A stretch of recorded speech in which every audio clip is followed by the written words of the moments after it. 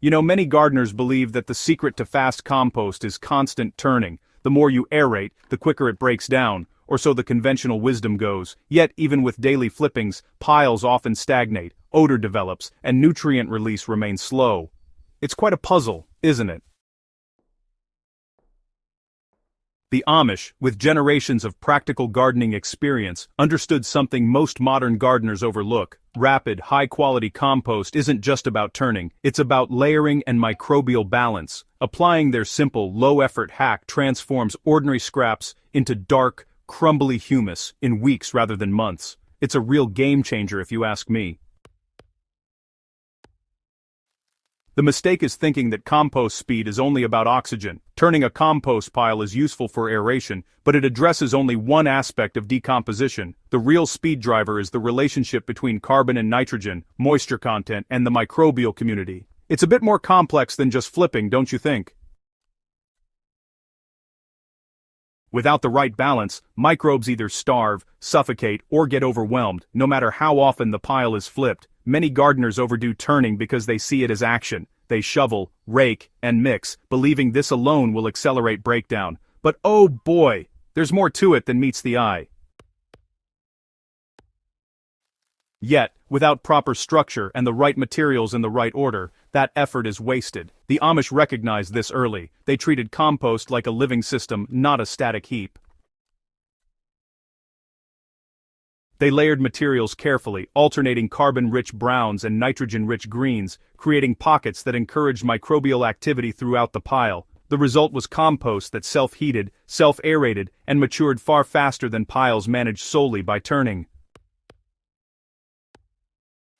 Layering is the hidden driver of rapid composting. The Amish layering technique begins with a base of coarse, carbon-rich material such as twigs, straw, or chopped stalks. This foundational layer prevents compaction, promotes drainage, and ensures air circulation. Over this, a layer of nitrogen-rich material, grass clippings, kitchen scraps, or green leaves, is added. The key is thickness, roughly 3 parts brown to 1 part green by volume. This ratio feeds the microbes without producing excess ammonia or slimy wet zones.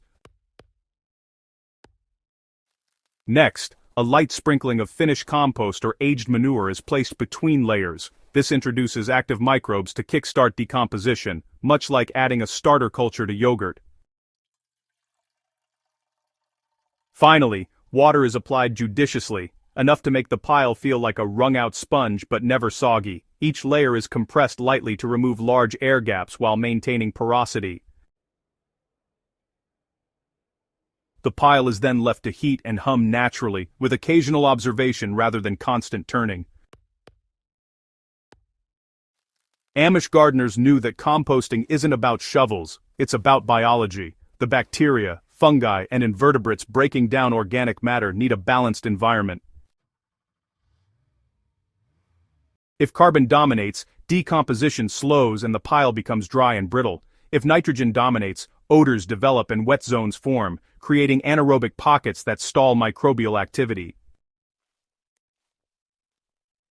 Proper layering ensures that every inch of the pile is hospitable for these organisms, allowing heat to build naturally and decomposition to proceed evenly. For modern gardeners, this means, paying attention to materials rather than labor. Chop larger items into smaller pieces to accelerate surface area breakdown, mix greens with browns as layers instead of just dumping them randomly, and inoculate with a bit of mature compost to introduce beneficial microbes. Over a few weeks, the pile self-generates heat and begins shrinking rapidly, no constant turning required. Another overlooked aspect is moisture management. Even with perfect layers, a pile that is too wet or too dry will resist decomposition. The Amish had a simple rule: maintain consistent moderate moisture and structural integrity. Coarse base layers allow excess water to drain, while layers of straw or dried leaves absorb extra moisture. This eliminates anaerobic pockets and prevents foul odors. Gardeners can replicate this by checking the pile weekly. Squeeze a handful of material. It should feel damp but not drip water. If it's dry, sprinkle lightly. If it's wet, Add browns or coarse material to absorb moisture. This balance, combined with proper layering, often produces finished compost faster than daily turning ever could. The beauty of this Amish hack is its simplicity. Rather than obsessing over shovels and wheelbarrows, gardeners focus on observation and adjustment. The pile is built, layered, and monitored. Over time, this approach not only produces compost faster but, it really improves the quality too. The resulting humus is dark, crumbly, and rich in nutrients. It retains moisture, supports soil life, and, it boosts plant growth without the need for synthetic fertilizers. Applying it to beds, gardens, or even container plants delivers the same benefits the Amish relied on to keep crops healthy with minimal labor.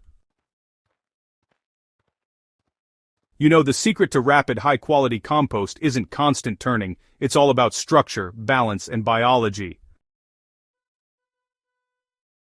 The Amish method, it involves layering browns and greens, adding microbial inoculants, and carefully managing moisture. This approach turns ordinary scraps into rich humus efficiently and reliably, no doubt about it. By focusing on materials, ratios, and observation rather than labor alone, gardeners can save effort, accelerate composting, and naturally feed their soil. It's really quite remarkable. If this guide helped you rethink your composting strategy, share it with other gardeners who want faster, healthier results. And, don't forget to subscribe to Hydrohaven for more practical, science-backed tips that turn everyday gardening challenges into thriving, productive beds.